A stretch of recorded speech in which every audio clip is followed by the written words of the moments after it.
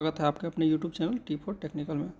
दोस्तों, हम लोग इस वीडियो में साइंस के 20 महत्वपूर्ण क्वेश्चन को पढ़ने की कोशिश करेंगे जो कि बार बार एग्जाम में पूछे जाते हैं। तो चलिए हम लोग इस वीडियो को शुरू करते हैं।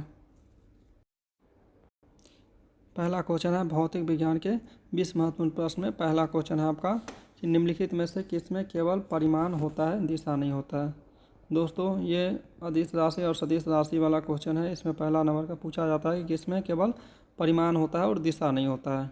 दोस्तों, हम लोग जानते हैं कि अदिश राशि जिसमें सिर्फ परिमाण होता है और दिशा नहीं होता उसे अदिश राशि बोला जाता है, और जिसमें परिमाण और दिशा दोनों होता है उसे सदिश राशि बोला जाता है। तो इस तरह का ये क्वेश्चन है। तो इसका पहला ऑप्शन है संवेग, दूसरा है विस्थापन, तीसरा है कार्य और चौथा है बल। तो दोस्तों, इसका सही आंसर हो जाएगा आपका सी, कार्य। इसका सही आंसर हो जाएगा कार्य। इस तरह से ये क्वेश्चन दोस्तों आरआरबी ग्रुप डी में ये क्वेश्चन पूछा गया है। तो इस क्वेश्चन को आप लोग विशेष, इस तरह के क्वेश्चन को आप लोग विशेष पढ़ के और समझ के जाने की कोशिश कीजिए। चलिए, दूसरा क्वेश्चन इसी तरह से है, कार्य करने की क्षमता कहलाती है। कार्य करने की क्षमता क्या कहलाती है? तो इसमें पहला ऑप्शन है शक्ति, दूसरा ऑप्शन है दाब, तीसरा ऑप्शन है ऊर्जा और चौथा ऑप्शन है बल। ये क्वेश्चन दोस्तों एएलपी टेक्नीशियन 2018 में पूछा गया। इस तरह के क्वेश्चन बार बार पूछा जाता है, तो आप इस तरह के क्वेश्चन को पढ़ के ही जाने की कोशिश कीजिएगा। तो चलिए दोस्तों, इसका आंसर जानने की कोशिश करते हैं दूसरा का। तो कार्य करने की क्षमता को हम लोग क्या कहते हैं? ऊर्जा कहते हैं। क्या कहते हैं? ऊर्जा। इसका सही आंसर हो जाएगा सी। इस तरह से हम लोग तीसरे क्वेश्चन की ओर बढ़ते हैं। तीसरा क्वेश्चन हमारा है बल द्वारा किया गया कार्य धनात्मक होता है जब। ये दोस्तों पूछा जा रहा है कि बल द्वारा किया गया कार्य किस कंडीशन में धनात्मक होगा, किस कंडीशन में धनात्मक होगा। इसमें 4 कंडीशन दिया हुआ है। पहला, विस्थापन बल की दिशा में होता है तब। दूसरा ऑप्शन दिया है विस्थापन बल के लंबवत होता है तब। तीसरा ऑप्शन दिया है आरोपित बल से कोई विस्थापन नहीं होता है तब। और चौथा ऑप्शन है विस्थापन बल की विपरीत दिशा में होता है तब। ये भी दोस्तों आरआरबी ग्रुप डी में ये क्वेश्चन पूछा गया है इससे पहले। तो चलिए इसका आंसर जानने की कोशिश करते हैं। तो इसका होगा आंसर, 1 नंबर आंसर होगा विस्थापन बल की दिशा में होता है। विस्थापन क्या होता है? बल की दिशा में होता है तब बल द्वारा किया गया कार्य धनात्मक होता है। चौथा क्वेश्चन की ओर हम लोग बढ़ते हैं। निम्नलिखित में से समय का मात्रक नहीं है। ऐसे पूछा जा रहा है कि समय का मात्रक क्या नहीं है, उसको हम लोगों को बताना है। तो चलिए कोशिश करते हैं। इसका ऑप्शन पहला है आधी वर्ष, दूसरा ऑप्शन है चंद्र ग्रह, तीसरा ऑप्शन है प्रकाश वर्ष और चौथा ऑप्शन है इनमें से कोई नहीं। दोस्तों, ये भी क्वेश्चन आरआरबी टेक्नीशियन 2018 में ये पूछा गया है। तो चलिए इसका आंसर जानने की कोशिश करते हैं। इसका आंसर होगा प्रकाश वर्ष। प्रकाश वर्ष दोस्तों ये दूरी की मात्रक है, ना कि समय का मात्रक है। किसकी मात्रक है? दूरी की मात्रक है। तो चलिए हम लोग 5वां क्वेश्चन की ओर चलते हैं। किसी दिशा का, क्या पूछा रहा है, किसी दिशा का परिमाण कभी नहीं हो सकता है। किसी दिशा का, ये जैसे 2 बिंदु है, 3 बिंदु है या 4 बिंदु है, कहीं भी हम लोग जाते हैं तो इसका परिमाण पूछा रहा है। ये कभी नहीं हो सकता है। क्या नहीं हो सकता? शून्य नहीं हो सकता, इकाई नहीं हो सकता है, ऋणात्मक नहीं हो सकता और धनात्मक नहीं हो सकता है। तो इसका क्या होगा आंसर दोस्तों? तो इसका आंसर हो जाएगा ऋणात्मक, क्योंकि किसी भी दिशा का चाल जो है सो हमेशा धनात्मक ही होता है और ऋणात्मक चाल नहीं होता है। छठा क्वेश्चन इस तरह से पूछा गया है कि कैंडेला किसका मात्रक है। कैंडेला किसका मात्रक है? कैंडेला किसका मात्रक है? इसमें पहला ऑप्शन है ज्योति फलस्क, दूसरा है ज्योति प्रभाव, तीसरा है ज्योति दाब और चौथा ऑप्शन यहाँ पे है ज्योति तीव्रता। तो ये क्वेश्चन एसएससी जीडी में इससे पहले पूछा गया है। दोस्तों, हम लोग जानते हैं कैंडेला ज्योति तीव्रता का ऐसा मात्रक जो कैंडेला होता है। इस तरह से 7वां क्वेश्चन यहाँ पे पूछा गया। फिर से वही क्वेश्चन है प्रकाश वर्ष किसका मात्रक होता है। अभी हम लोग सब इससे पहले पढ़े कि प्रकाश वर्ष दूरी का मात्रक होता है। किसका मात्रक होता है? दूरी का मात्रक होता है। ये भी आरआरबी टेक्नीशियन में और एएलपी दोनों में ये क्वेश्चन पूछा गया इससे पहले।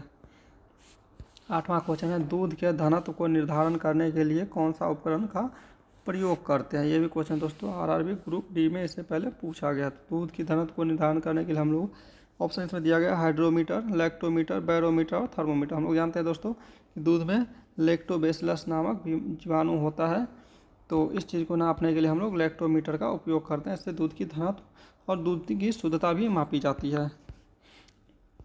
चलिए इस तरह से 9वां क्वेश्चन है निम्नलिखित में से समय की इकाई नहीं है। समय का इकाई मतलब समय का कौन सी एसआई मात्रक नहीं है या किस चीज़ से हम लोग समय को नहीं माप सकते हैं। इसमें है पहला प्रकाश वर्ष, दूसरा है नैनो सेकेंड, तीसरा है माइक्रो सेकेंड और चौथा है सेकेंड। दोस्तों हम लोग जानते हैं जिसमें सेकेंड लगा है सब समय का ही कहीं ना कहीं ये लोग मात्रक होता है, समय को इससे हम लोग मापते हैं। लेकिन प्रकाश वर्ष हम इससे पहले भी पढ़ लिया है कि प्रकाश वर्ष क्या है। ये प्रकाश वर्ष दूरी की मात्रक है। तो हम लोग को इसमें पूछा जा रहा है कि कौन से समय का मात्रक नहीं है, तो इसका आंसर होगा प्रकाश वर्ष। ये भी आरआरबी, एएलपी और ग्रुप डी ये दोनों में ये क्वेश्चन पूछा गया है। चलिए 10वां क्वेश्चन की ओर हम लोग चलते हैं। प्रकाश वर्ष द्वारा किसको मापा जाता है। प्रकाश वर्ष द्वारा किसे मापा जाता है। तो हम लोग जानते हैं ऊर्जा तो नहीं होगा, दूरी नहीं होगा, शक्ति वेग क्या होगा दोस्तों। अभी हम लोग पढ़े प्रकाश वर्ष दूरी की मात्रा, किसकी मात्रक है, दूरी की, किसकी, दूरी की। तो इसका आंसर हो जाएगा बी नंबर। चलिए 11 नंबर क्वेश्चन की ओर चलते हैं। इनमें से किस उपकरण से विद्युत धारा मापी जाती है। इनमें से किस उपकरण से विद्युत धारा मापी जाती है। ऑप्शन दोस्तों पहला ऑप्शन है वोल्ट मीटर। पहला ऑप्शन क्या है, वोल्ट मीटर। दूसरा ऑप्शन क्या है, आमीटर। तीसरा मीटर ऑप्शन क्या है, ओम मीटर। और चौथा ऑप्शन क्या है, वेव मीटर। दोस्तों क्या पूछा जा रहा है क्वेश्चन, इनमें से किस उपकरण से विद्युत धारा मापा जाता है। ये दोस्तों आरआरबी ग्रुप डी में इससे पहले पूछा गया है। तो इसका आंसर सही आंसर हो जाएगा आमीटर। क्या होगा, आमीटर, जो कि ऑप्शन बी में है। क्या होगा, आमीटर। यहाँ पे दिया हुआ है प्रश्न नंबर 12, ये भी आरआरबी ग्रुप डी में। दोस्तों इसमें जितने भी क्वेश्चन हमने दर्शाया है 20 क्वेश्चन में, ये लगभग कहीं ना कहीं रेलवे पूछा है और ये विगत वर्षों के पूछे गए क्वेश्चन हैं। तो आप लोग अगर रेलवे की तैयारी करते हैं तो इस तरह के क्वेश्चन को आप लोग एक बार ज़रूर बढ़िया से पढ़ ले, जान ले, उसके बाद जाए, क्योंकि बार बार इस तरह का क्वेश्चन पूछा जाता है। क्योंकि हमने देखा है ये कई बार क्वेश्चन कई साल बार बार पूछा है, इसी पुराने साल वाले। तो इसमें पूछा गया है 1 हॉर्स पावर किसके बराबर होता है। 1 हॉर्स पावर किसके बराबर होता है। जैसे 1 HP किसी भी इंजन का हम लोग पावर अगर चेक करते हैं तो HP में होता है। क्या होता है, 5 HP, 8 HP, 12 HP, मतलब हॉर्स पावर होता है इसका फुल फॉर्म। तो ये पूछा जा रहा है किसके बराबर होता है। इसमें पहला ऑप्शन है 764 वाट। क्या है, 764 वाट। दूसरा ऑप्शन है 768 वाट और तीसरा है 746 वाट और चौथा है 786 वाट। तो दोस्तों इसका सही आंसर हो जाएगा सी, 746 वाट के बराबर होता है। 1 हॉर्स पावर 746 वाट के बराबर होता है। तो चलिए इस तरह से 13 नंबर क्वेश्चन हम लोग देखने की कोशिश करते हैं। सूरज को देखने के लिए किस यंत्र का प्रयोग किया जाता है। ये दोस्तों क्वेश्चन बार बार पूछा गया, हमने एक बार इसमें एंट्री किया है, लेकिन ये क्वेश्चन बार बार रेलवे पूछा गया है कि सूरज को देखने के लिए किस यंत्र का प्रयोग किया जाता है। तो इसमें पहला ऑप्शन है स्ट्रोबोस्कोप, दूसरा है टेलीस्कोप, तीसरा है हेलियोस्कोप और चौथा है सन मीटर। तो दोस्तों इसका सही आंसर क्या हो जाएगा, तो इसका सही आंसर होगा हेलियोस्कोप। क्या होगा, हेलियोस्कोप। सी नंबर जो इसका ऑप्शन है ये सही हो जाएगा। ये भी आरआरबी ग्रुप डी में पूछा गया। ग्रुप डी में नहीं बल्कि इससे पहले कई क्वेश्चन, कई एग्जाम में इस तरह के क्वेश्चन ये पूछा गया, तो आप लोग इसको जान के जाइए। और 14 नंबर क्वेश्चन है प्रतिरोध की एसआई मात्रक क्या है। प्रतिरोध का एसआई मात्रक क्या होता है। इसमें पहला ऑप्शन है कूलाम, दूसरा ऑप्शन है ओम, तीसरा ऑप्शन है जूल और चौथा ऑप्शन है न्यूटन। तो दोस्तों इसका सही आंसर हो जाएगा ओम। क्या होता है, प्रतिरोध का, जैसे हम लोग प्रतिरोध का एसआई मात्रक क्या होता है, ओम होता है। क्या होता है, ओम, जो कि बी में इसका आंसर है।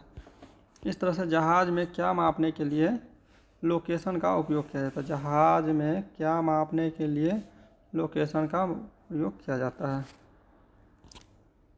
एक लोकेशन का प्रयोग किया जाता है। इसमें होता है प्रकाश की गहराई ऑप्शन है, दूसरा मछलियों की सघनता और तीसरा पानी की गहराई, चौथा है समुद्री वनस्पति का सघनता। तो दोस्तों इसका सही आंसर हो जाएगा पानी की गहराई मापने के लिए क्या होता है, पानी की गहराई मापने के लिए जहाज में एको लोकेशन का उपयोग किया जाता है।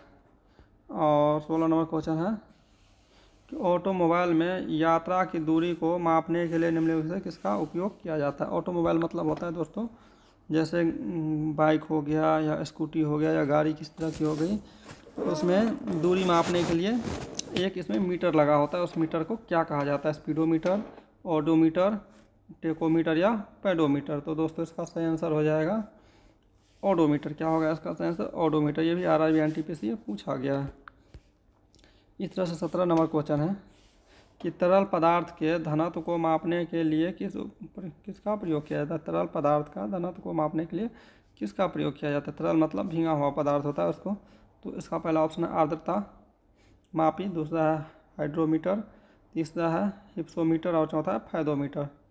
तो ये भी आरआरबी एनटीपीसी ये पूछा है क्वेश्चन। तो इसका आंसर सही आंसर हो जाएगा हाइड्रोमीटर। क्या होता है हाइड्रोमीटर। दोस्तों जितने भी तरल पदार्थ होता है तो उसमें क्या होता है हाइड्रोजन, मतलब हाइड्रोजन होता है, मतलब जल होता है। तो जल इस तरह की चीज़ होता है जिसको हाइड्रोमीटर से मापा जाता है। चलिए 18 नंबर क्वेश्चन देखने की कोशिश करते हैं। टेकोमीटर से क्या मापा जाता है। ये आरआरबी ग्रुप डी में ये क्वेश्चन पूछा गया है। तो टेकोमीटर से क्या मापा जाता है। तापक्रम, प्रवाह, दाब और चाल, इसमें से क्या होगा। तो इसका सही आंसर हो जाएगा चाल। चाल को हम लोग किससे मापते हैं, टेकोमीटर से मापते हैं। क्या होगा इसका डी आंसर सही हो जाएगा। 19 नंबर क्वेश्चन देखने की कोशिश करते हैं। यांत्रिक ऊर्जा किसके बराबर होता है। यांत्रिक ऊर्जा किसके बराबर होता है। तो इसमें भी ये दोस्तों आरआरबी एएलपी टेक्नीशियन दोनों में पूछा गया है क्वेश्चन। उसका पहला नंबर ऑप्शन है, इसका पहला नंबर ऑप्शन क्या है, गतिज ऊर्जा और रासायनिक ऊर्जा क्या है। और दूसरा नंबर है गतिज ऊर्जा और स्थितिज ऊर्जा, तीसरा है गतिज ऊर्जा और ऊष्मा ऊर्जा, और चौथा है गतिज ऊर्जा और विद्युत ऊर्जा। ये 4 ऑप्शन है। तो आपको सही आंसर इसका बताना है। तो सही आंसर इसका क्या हो जाएगा, गतिज ऊर्जा और स्थितिज ऊर्जा, जो कि ऑप्शन बी में स्थित है। गतिज ऊर्जा और स्थितिज ऊर्जा इसका सही आंसर हो जाएगा। इस तरह से 20 नंबर क्वेश्चन है इसका, और लास्ट क्वेश्चन है। 20 नंबर मतलब लास्ट क्वेश्चन है। निम्नलिखित